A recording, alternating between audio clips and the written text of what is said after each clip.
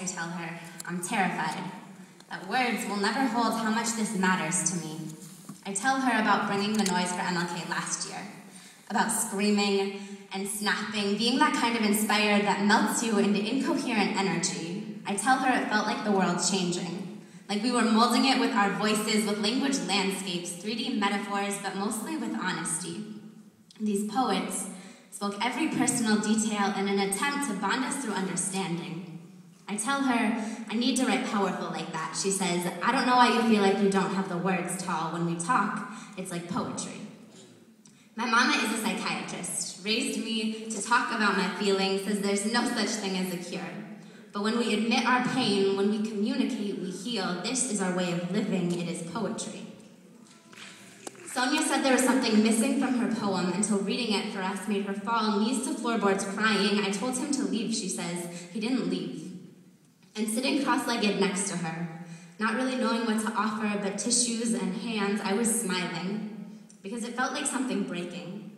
In Sonia and between us, trust replaced barriers. This was a connection on the content of our character, the kind Martin Luther King dreamed about. It was poetry. Sam and I stayed up till 2 a.m. by a river talking, fought off frozen breath with tangled elbows and knees, spoke about our strengths in between discussions of parallel universes and cereal. The way our words connected us was poetry. And when he kissed me and ran away, my mama transformed the hurt into understanding. She'd say, look, Tal, this is human nature. People have this need and fear of connection, so pain became a lesson, became bigger than me. That was poetry.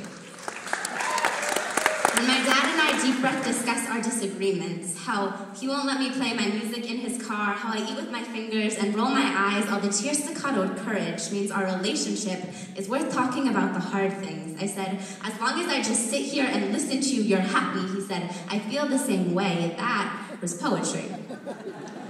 Dr. King said, I have decided to stick with love. Hate is too great a burden to bear. It's like that with my dad and I.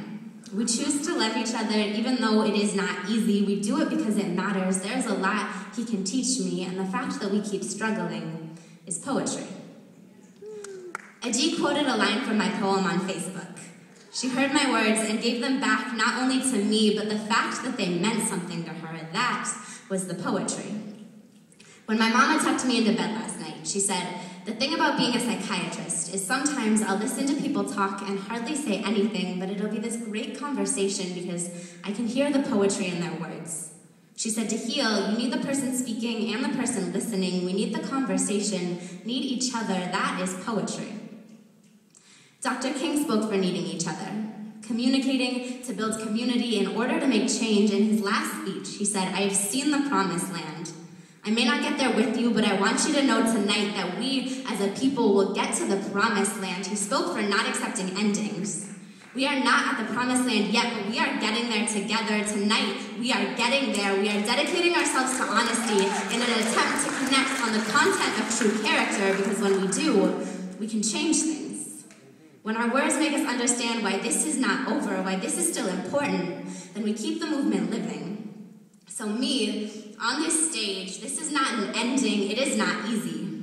I am struggling with what Dr. King's words mean for me. I am white, privileged. I don't know anyone else's experience but mine, so when it comes to talking about change, I don't always share the vocabulary. But that is why it is important that I be here, not just to speak, but to listen, to hear the poetry. Because if we want to make change, we need to understand why it matters. It matters because Sonia cried, because Sam and I connected, because my dad and I are struggling, because Adi heard me. I don't know how we'll get to true connection, to the promised land, but I offer you a love poem to the struggle. To every past bedtime conversation with my mama, to the hours and pages and pens written out of ink, all reaching for something not yet in my palms.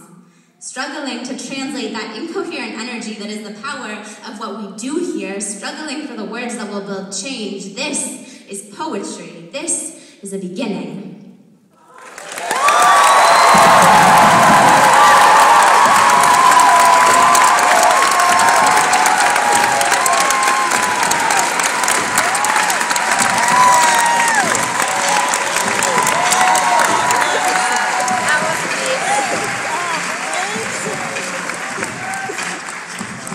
That one was really, yeah.